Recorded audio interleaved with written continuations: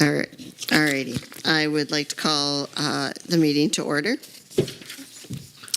Roll call. Lisa is absent. She's out of town. Otherwise, everyone is here. Attest to publication. I saw it posted. Thank you, Joni. Approval of the agenda. So moved. Second. Motion made by Joni, seconded by Shelley. All in favor? Aye. Opposed? Motion carried. Kelly will read the district mission, vision, and values, and our Board of Education collective commitment. Mission, Bangor Pride, a small school building big futures. Vision, an innovative small school community committed to building pathways to excellence and belonging for all. Values, student-centered, safety, opportunities for all, small class sizes, fiscally sustainable, foster community, continuous improvement, and collaboration. As a member of the Bangor School Board, I will be an active listener who is open-minded, respectful, and inquisitive. Together, with one collective voice, we are committed to forward thinking while strategically prioritizing for our students, staff, and community now and into the future. Thank you, Kelly. All right, public comment. Approval of minutes from February 11th. I'll make a motion to approve. Second. Motion by Shelley, seconded by Kelly. All in favor? Aye. Opposed? Motion carried. Thank you. Student report, just in time. Welcome. Come on up. Hi. Let me pull up my sheet here that I have everything written down on. Okay.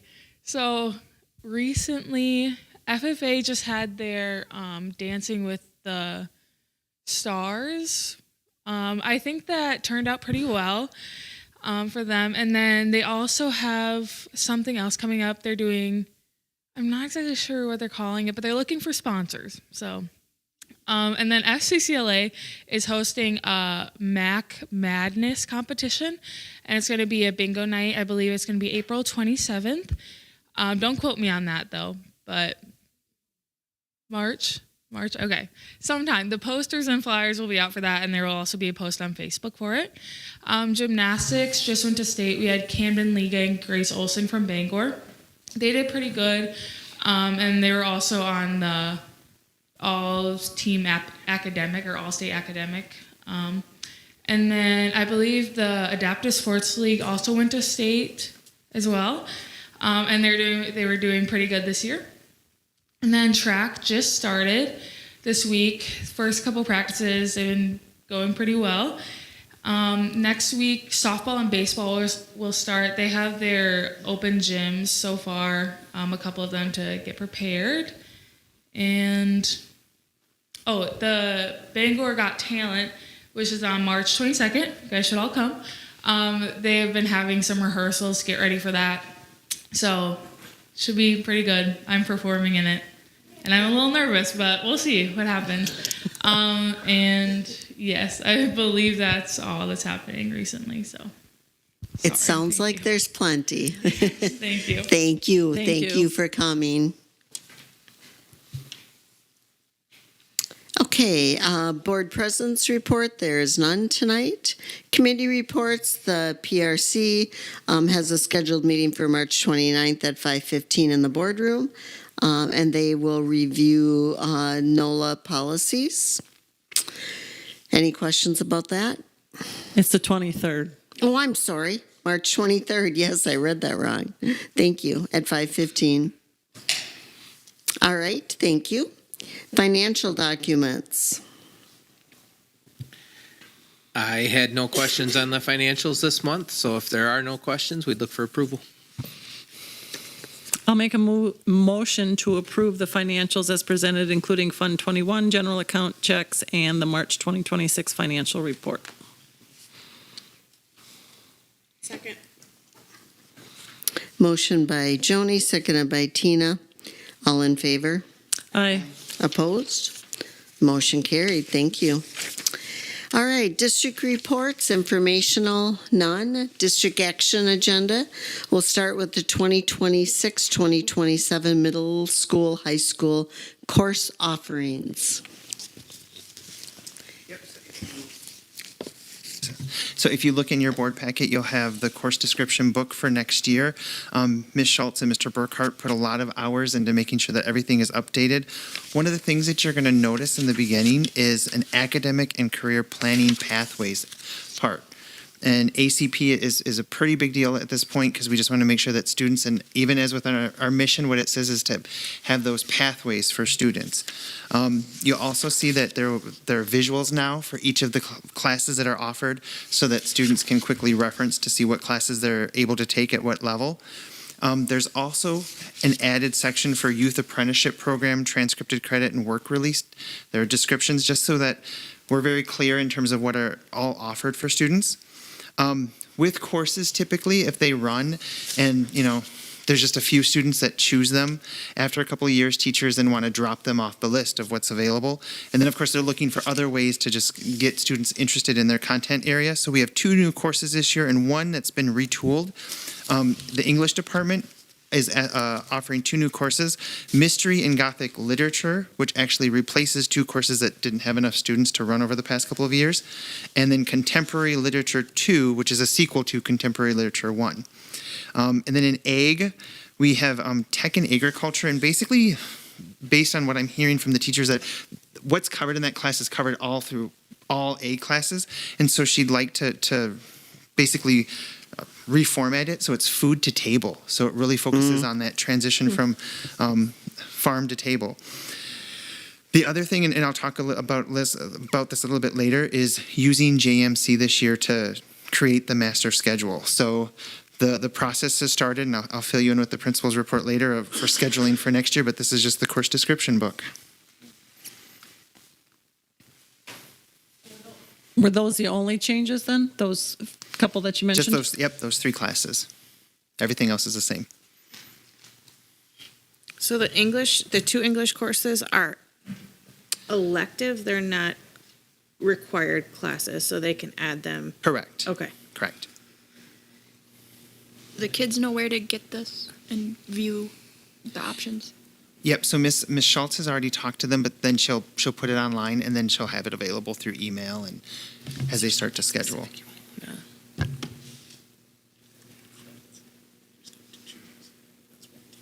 Any other questions for Mr. Wopat? So this is brand new, you said. The booklet's just updated. So it's easier to read, or it was just defined a little bit better? They put some time into formatting and then adding the Kind of at the academic beginning and career of planning every- I think pathways it's in the at beginning. of every. So There's if a you pathway. look at one of the possible careers, the Or science, course, yeah. technology, engineering, math, for instance, you look at one of those pages, it gives an idea of if you're looking for a career in this pathway, here are some really good classes that would be in alignment with that help you, versus that being an individual conversation with the counselor or the principal or whatever for that family. So the family can search through that. So that's what they added to that, the kind of that crosswalk. But the course offerings themselves, which require the board approval, are that's what's down below. That's what's staying the same, with the exception of the couple that have been added. I say that right? Yes, correct. Perfect. So correct. Well, I'm glad you're not giving us a quiz on it. That's tomorrow. Any other Open questions? book, though. You need to know where to find your resources. Yes, exactly. So this requires approval? Yes, it does. If there's no other questions, I'll make a motion to approve the 26-27 high school course handbook as presented. I'll second. Motion made by Shelley, seconded by Jessica. Any other questions? Can I just ask a related question? Is the youth apprenticeship program active, so to speak? Mm-hmm. Is Yep, it? we do have students that are participating. Okay. I know there for a while, just in my career, I mean, we had a youth apprentice at the bank a couple times, but we, haven't really had that, so I was just curious. Thank you. Okay, all in favor? Aye. Opposed? Motion carried. All right, next is purchase of track hurdles. So we learned a lot through this process. If you ask how much one hurdle costs, you get one price. If you ask how much 10 hurdles cost, they get a better price. And if you keep going up from there, it goes up, or the price continues to improve. Long story short, after a whole lot of work with 3 or 4 different vendors that the track coaches met at the track clinic, they found these hurdles that are very comparable to what we have right now. They will have the full graphics on them with our Cardinal on all of them, say Bangor Cardinals on them. And by purchasing all 80, which is how many are out there at one time at the sectional meet, we're able to drop the price to $145 per hurdle. So even at 40, they're $160 per hurdle. That's going to allow us to buy all 80 and get those replaced for a cost of $1,600. The sports boosters, $11,600. I apologize. That math was. I apologize. Yeah, $11,600. And the Booster Club has already made that donation at the one of the last basketball games that will cover this, and then some of that money that the Booster Clubs donated will also go towards the scoreboard that's yet to be approved, but for the baseball diamond. So this would be a purchase that would be completely covered through donation. And they were involved in the design and purchase, and they know what's being. They've seen They're good with they've it. seen the drawings. Okay. Yep. Any plans with the old hurdles? Are they worth anything? Or do they just go in the trash? Probably not. There's a lot of them that are broken, and those would get thrown away, and then we'll keep enough to have spares. Am I correct in that? For practice, do they use those? Yeah, I mean, we would keep some for practice, but I mean, the reason we're getting new ones is because some of them are bent pretty bad. I mean, I guess there could be a school out there, but I don't know if it's worth. So Josh, sell what's them the for- life of a hurdle? Depends how much they get hit and kicked Sure, over, but sure. I think these hurdles were purchased probably I think they're probably, a lot of them are originals. Oh, really? So from 98. Oh, well, that's a long life then, I think. I mean, some of them have been replaced, but I think the other part is we have some kids that practice year round, so we like to leave some hurdles out. We can leave our old ones out and make sure our brand new ones are stored whenever they're not being used during track season. So that increases the longevity of those hurdles as well. So we shouldn't have to make another purchase of hurdles before I retire. You heard it here. Well, I would like to make a motion to approve the purchase, and along with that approval, thank our dynamic Booster Club for all of their support. I'll second that. Tina, okay. Motion by Joni, seconded by Tina. Any other discussion or questions? All in favor? Aye. Opposed? Motion carried. Thank you. Timpani set. Yeah, I would just say the good news on the hurdles is they should be here and ready for sectional track. So not necessarily our first meet, but they will be here. The timpani set is in the music department. Part of having our space at the activity center to perform is the first concert that we put on up there. I think it took us 6 trailer loads to go back and forth to move all of the equipment and everything up there. Our timpani set has lived a good life here and will continue to get used in the classroom. This new timpani set will live up at the activity center and just reduce reduce the number of trips that goes back and forth and make that just the best performance venue we can have up there. This has been something that the music backers have been promoting as part of why they're fundraising, and have written a check to cover the timpani set.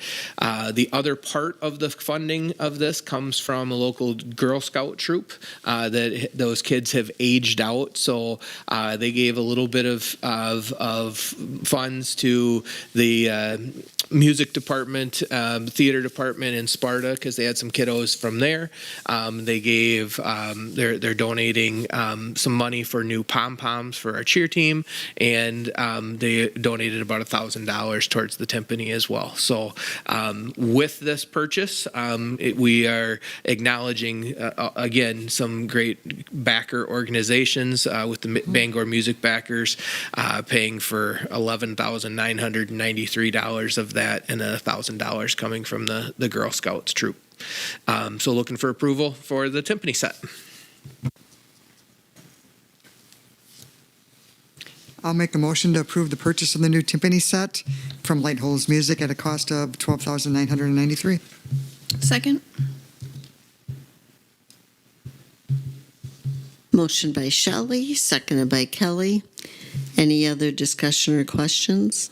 Just another shout out to that music backers group. I belonged to it for a long time. I know that money doesn't come easy.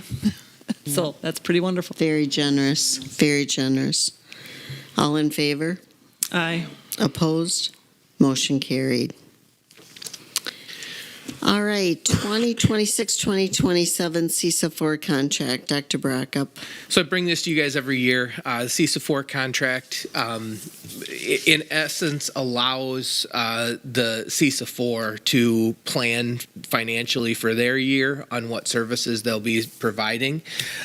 So it's an estimate at this point in time when we're signing the contract, so they can plan accordingly.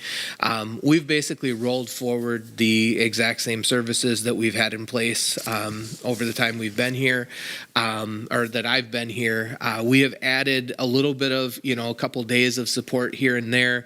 We added the support last year to help with, or the last 2 years to help with the implementation of the new reading curriculum at the elementary. So things are a little bit dynamic on that.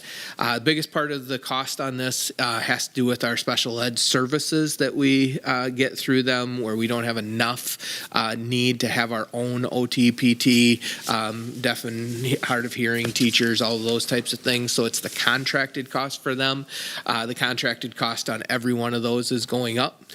So the total is about $12,000 higher than last year for the same services that we plan for. Again, we get billed on what we actually use. So we'll plan accordingly for a little increase in that CISA budget for next year. So with that, again, just looking, there's no questions for approval for the CISA 4 contract for 27-28. I apologize that it's in there wrong.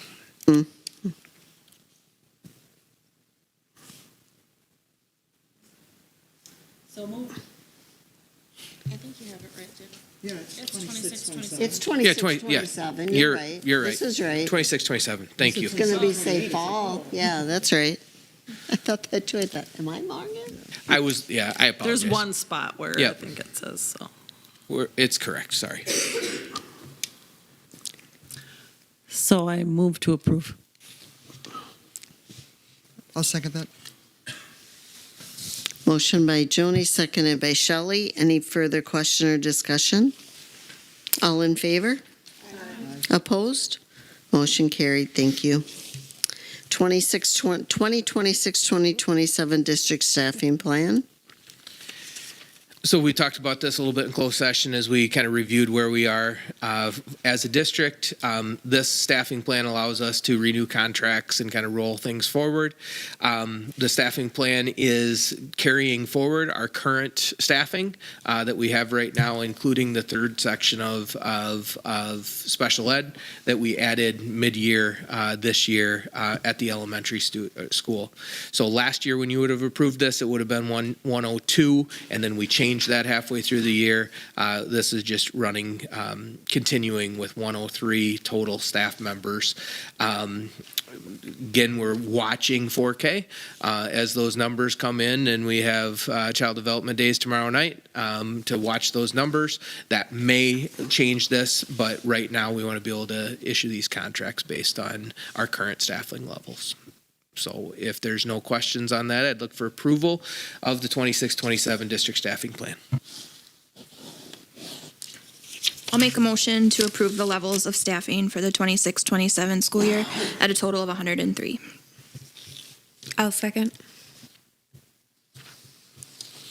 Motion made by Kelly, seconded by Jessica.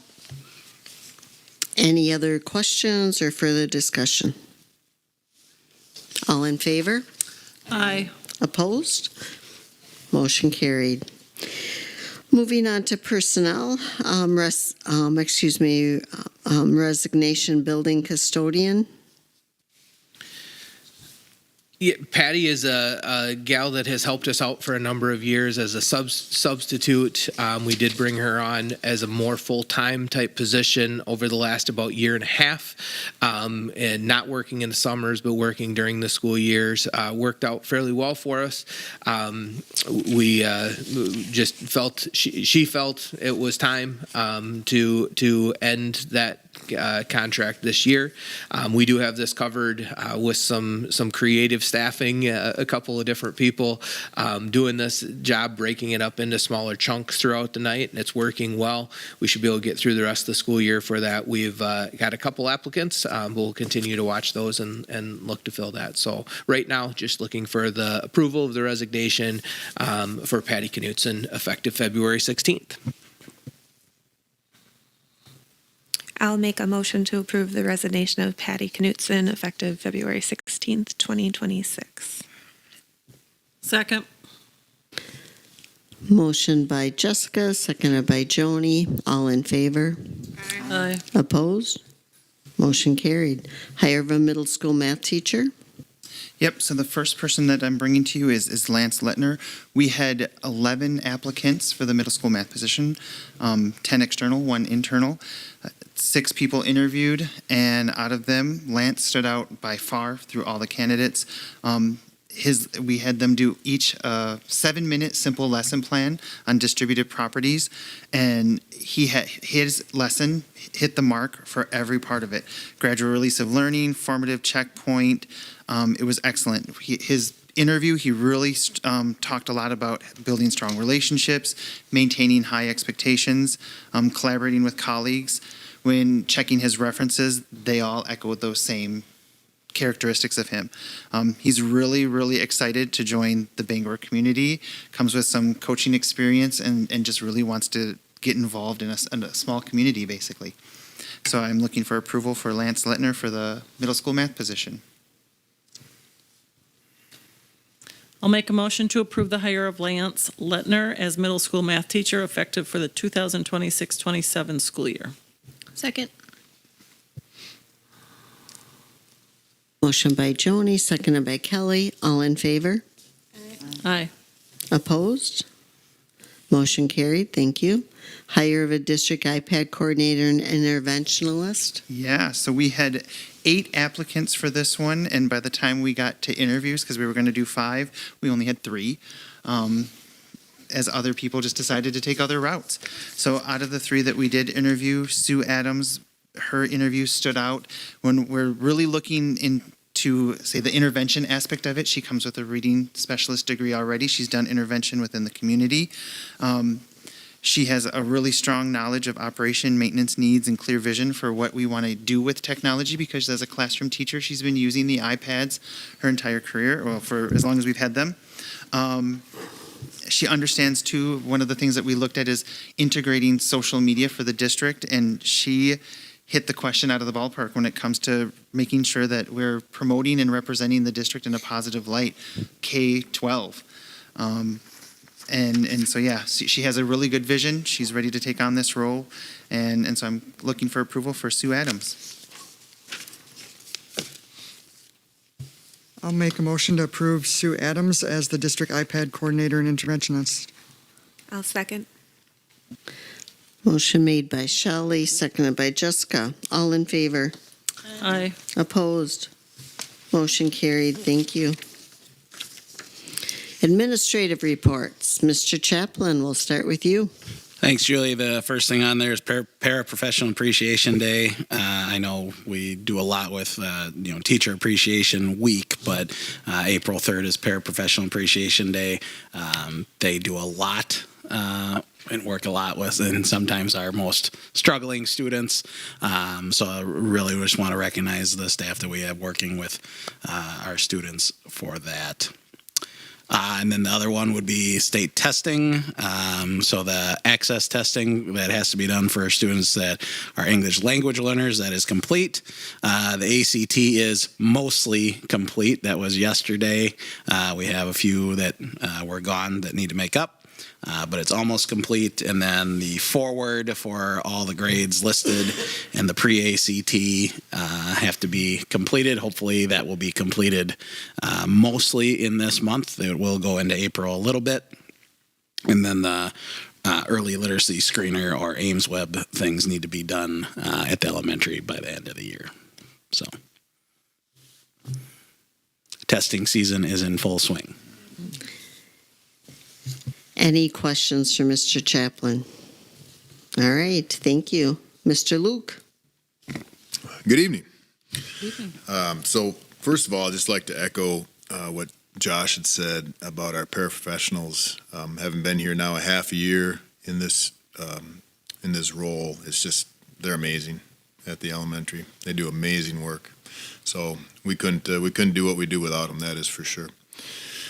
So a couple things on the list here. Global School Play Day. I'd mentioned this in advance of it, and so now it has come and gone, and it was a fantastic day. We took 3rd to 5th graders up to the, I always call it the school forest. It is not our school forest. I wish it was our school forest. I treat it like our school forest, but it's not. It's the Cooley Experimental Forest. And so we were up there and we were doing different things, hiking and playing games, just good old-fashioned games up there.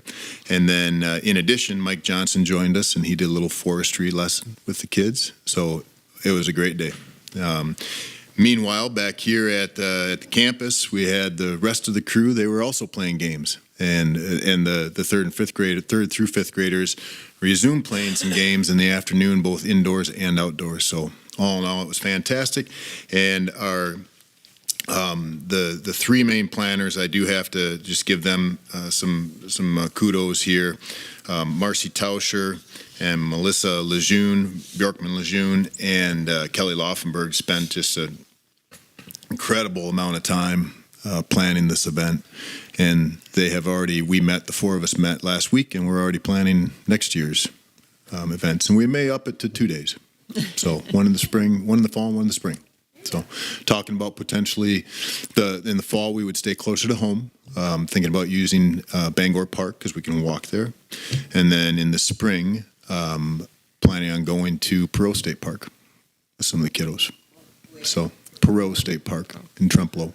I've taken kids there many times over the course of my years and in different capacities. And Kelly Laufenberg has also been taking kids there, an all-school event there when she was teaching in lacrosse. So anyway, that's what we have in the works for that. PBIS assembly this month. I don't have a ton to say about it other than I did get up there. The word of the month is integrity.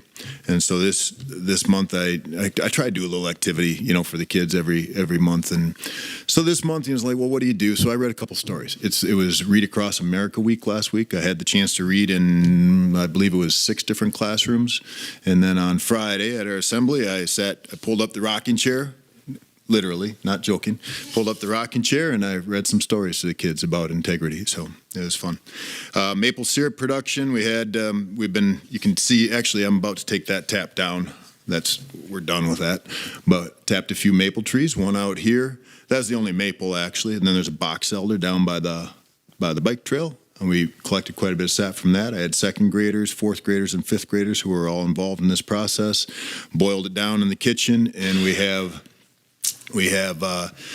syrup, and last week the 2nd graders got to sample the syrup, And this week I'll have the fourth graders and fifth graders get a chance to sample, the kids who were involved in that. And then they don't know this yet, but for the PD day, the upcoming PD day next Friday, I just talked to my daughter. I'm going to have her come over. We're going to make pancakes and then use up the rest of the syrup for the staff. So a good little maple syrup season. All school movie, that was today. So we took everybody to the Sparta Cinema and watched the movie Hoppers, and it was awesome. Matt Jacobson just put in a ton of time planning this event with the help of the PBIS committee, and it went off without a hitch. It was great. So we are also planning to continue that tradition. And then finally, Brian and I, as well as the admin team, we've been talking a lot about, our teams and our systems for next year. And so we're going to be talking about that with the staff, with our leadership teams in a little more depth in the upcoming PD day, as well as our portrait of a graduate. So we're going to be really diving into what does that look like? What does it mean for us in the upcoming school year and beyond? Any questions for me? Wonderful. Thank you. Thank you, Mr. Luke. Mr. Wolpat. Echoing what Josh said earlier, we're deep now into testing season. Yesterday, the juniors took the ACT, and I just want to give a huge shout out to Mrs. Schultz for all the planning that went into it. It was smoothless. For the first time having experienced it here in Bangor, it went really well. That they were tired by 1 o'clock when it was over and they left, and hungry. Let's put it that way too. So it was good. It was a good day overall. Last week we did have an assembly to recognize those going to state, which Jordan had mentioned earlier. Gymnastics, FCCLA, Adaptive Sports League. The Adaptive Sports League had their match last night in Holman. They played so hard. Oh my gosh. Really proud of those guys. And so it's state season. So as they come along, and FFA is coming, so is forensics. So I'll just keep you posted as well. Spoke earlier about the handbook. Registration for the 26-27 school year is underway, and Ms. Schultz is going through all the grades, talking to them. We even met on Wednesday, February 25th, to present to the 8th grade parents. It was a huge crowd. No, it was not. There were 2 of you there out of, I think, the 6. So, but it was good, again, just that transition from middle school to high school. And like I said earlier, our goal this year is to actually use our student information system, JMC, to schedule the students. So in the past, Ms. Schultz has hand scheduled every single student, and it takes hours upon hours upon hours. And this year, our goal is we're learning through the system in terms of how it works, of how we can bulk load students in for the courses that are required, and then having the students go in and then just choose their electives, and you hit that magic button, and it tries its best. So it may not be perfect in terms of 100% placement for a schedule, but even if we can save hours at getting, say, 80 or 85% of the students scheduled, that's a big win for us. So that's what we're looking at doing this year. On Tuesday, March 3rd, we held a safety drill. This was the second one of the year. We did a hold in place. So in talking with the leadership team, if you remember prior to that, we had done a lockdown, and then it was a question of, okay, where do we go next? And they talked about, well, we should practice a hold in place, but then we should also take it to the next level. And what happens if there's an emergency in the classroom? Where do you take your students? How does that play out? So what we did is we did it in 2 phases. I came over the intercom, and we basically simulated a hold in place. And during that time, then they had questions to just debrief with the students. And I just basically ran around the building and just checked the doors just to make sure that everyone was compliant, and then came on. And then at the second part is we actually simulated an emergency in the classroom. So the teacher is going to keep one of the students back. They're going to send one student to the office to get for help, or to request help. And then the rest of them, where do the rest of your kids go? So you have a partner classroom and you want to send them to that room. And again, keep all the doors shut. And then once that hold in place is put in, they had guiding questions to take the kids through. And then in the end, they went back to their cardinal times, debriefed with their small groups. And then the question was asked, where should we go from here? And it was interesting because the feedback from the student is, we want you to think about the complicated times during the day. Lunch. What about just even during passing time if something were to happen? So taking that back to leadership team, and that'll be probably the next step of doing that drill. And then I want to share with you that next week we have parent-teacher conferences coming up, and I have a list of middle school and high school parents that I'm going to reach out to, and I'm going to ask, hey, I want you to come in during parent-teacher conferences and meet with me here in the Commons. And what I'd like to do is some of the things that we're working through within Guiding Coalition and leadership team, I just kind of want to get their perspective. And so one of the things I want to do is just share with the board those topics. So one of the things that we've talked about is a lot of schools in the area already have a 4.0 GPA, for example, but we have 4.33. And so the question was asked, like, why is that? And I think it's kind of just run its course. No one's really sure. And then in talking with guidance, it comes down to a lot of schools when they request transcripts, they ask for a 4.0. And so here we're converting a 4.33 into the 4.0. And so, well, for us to do that, there's a process. And then it's about if we do it all at once, what does that do? And what does that look like for parents? And so having that conversation of, in terms of the number, that's really the only thing that changes. Everything else pretty much in terms of class rank stays the same.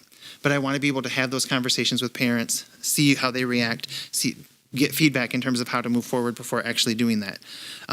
On that same topic then, when we're talking about class rank, well, if we're really going to move towards standards-based grading, then it comes into the question of, should we do like a Laude system, where it's not really who's competing to be the best in the class, but are you learning what's necessary? And if you do, what recognition do you get for that? So every student has that chance to achieve at a high level.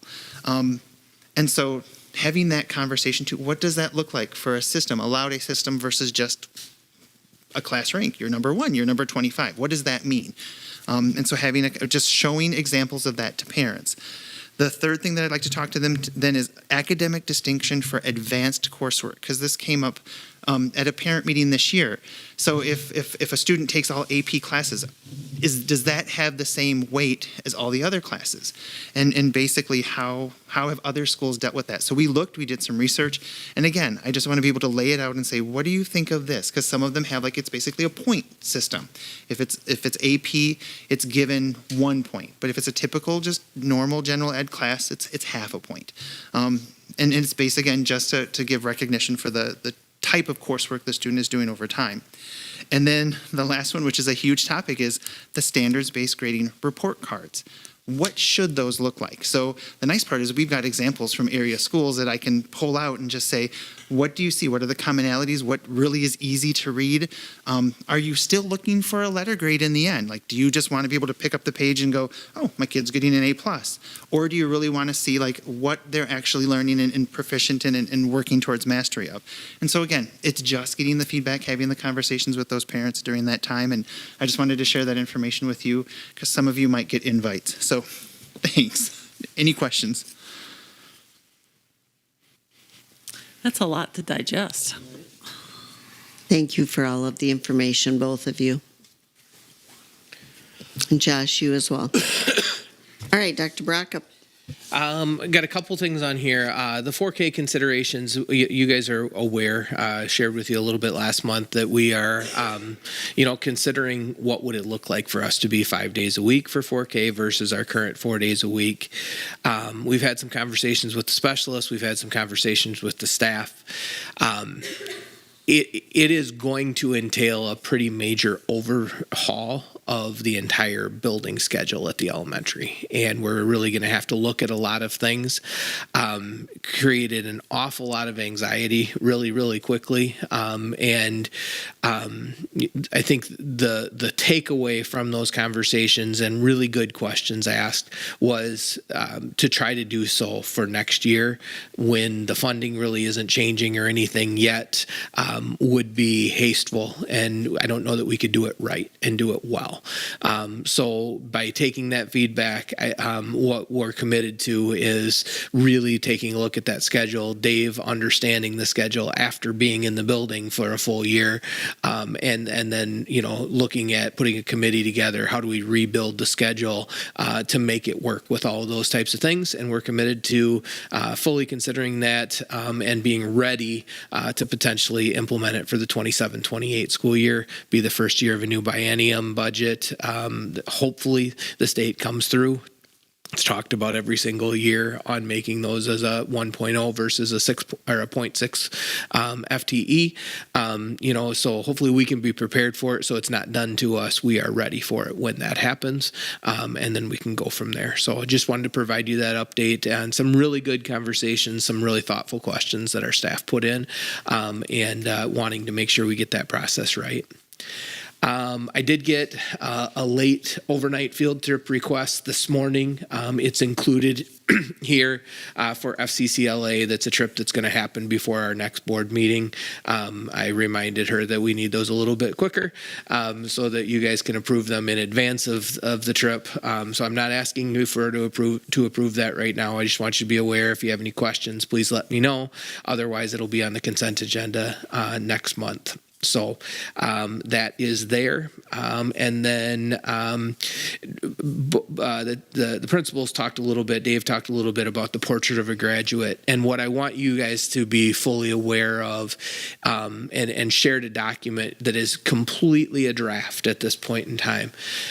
The concept is, if we've worked hard as a district to get input and understand what is our mission, vision, and values, and really work to define those values, the work that this board did as our direction, what does that look like? What should every graduate that walks across that stage have? This is AI at work right here, saying here is our mission, vision, and values. What should every graduate look like, and how do we use this to create next steps for our staff? So our staff, this week or next week on Friday, will be taking a look at this document and starting to really investigate and say, okay, if that's the vision, that's what we all agree on. Can we all get behind this? What we want to make sure that we're doing is all of our efforts in our academic pursuits, in our, working with challenging behaviors, in, working with, just supporting students aligns with the mission, vision, values of the district. I was pretty impressed with what this document came up with, or how it guided us.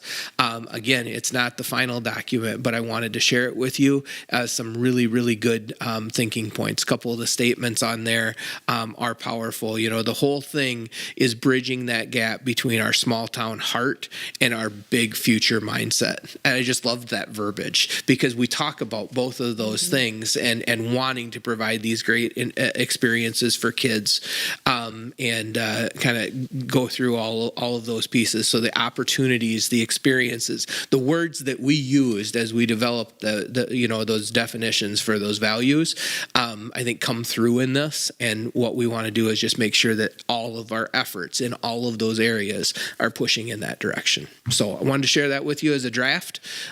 Please read through it. If you got thoughts and feedback, let us know. But that's what we're trying to carry out, the mission, vision, and values that you have redefined for us. So that is there. The last thing, talking about those opportunities, and I'm going to give a little plug here. We had the music backers that donated some money. The music backers has been working hard with the district. The district, the whole music team has been all in on preparing for this Bangor's Got Talent event. We have gotten some sponsors, so thanks to the bank here in town, we have some cash prizes for our kids, which is really cool. We're making trophies with the CNC router that was donated to us. We've got some tickets from La Crosse Community Theater. We have guest judges coming in, which is going to be kind of cool. Scoring sheets and everything ready for those. There's 3 categories. There's a elementary kickstart division where we've got, I think, 5 different groups competing, and they'll be judged against each other. There are, I believe, 10 high school division or high school participants. We didn't get any middle schoolers that auditioned. But we've got about 10 of those, and then there's 3 staff groups, one of which is sitting right over there in the duet of our 2 principals, which I think is awesome, the example they're setting. And I am competing with my daughter, and we're going to compete in the staff division, kind of her senior year type thing. And then we have just a really fun one with some teachers that are going to act a little silly and hopefully make people laugh and show off a little bit of musical talent in the process, meal ahead of time, and all of those types of things. So it's never been done before. We're trying to use that space. We're trying to take advantage of it, and more than anything, especially through supporting the musical the last couple of years, the experiences that those kids have and the life-changing moment that can happen on that stage is just incredible. I compare it when I talk to these kids. It's like standing there in the sectional final game and needing to sink that free throw when you're standing up there in front of people and need to deliver like that. And it's just a great experience for kids, and we're really looking forward to it. So we've got a couple more rehearsals, and next Sunday, show up and come check it out. Support our kids. We've got some great silent auction items and like I said, food and 50-50, and it should be a fun night, and hopefully we can buy some more musical instruments and those types of things to support our programs. So just wanted to share that as well. Josh, what category are you competing in? Audience member.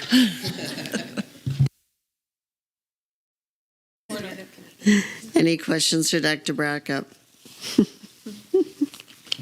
All right. So next, removal of items from the consent agenda.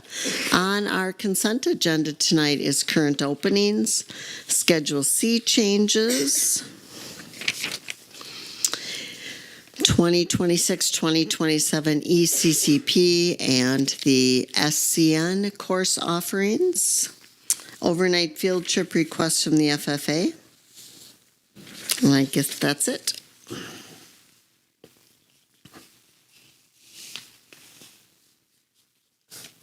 I'll make a motion to approve the consent agenda. I'll second that. Motion made by Joni, seconded by Shelley. All in favor? Aye. Opposed? Motion carried. Thank you. I asked for a motion to adjourn. I'll make a motion to adjourn. Second. Who made the motion? Tina or? Tina. And you? Motion made by Tina, seconded by Kelly to adjourn. All in favor? Aye. Opposed? Motion carried. Thank you. Thanks, everyone.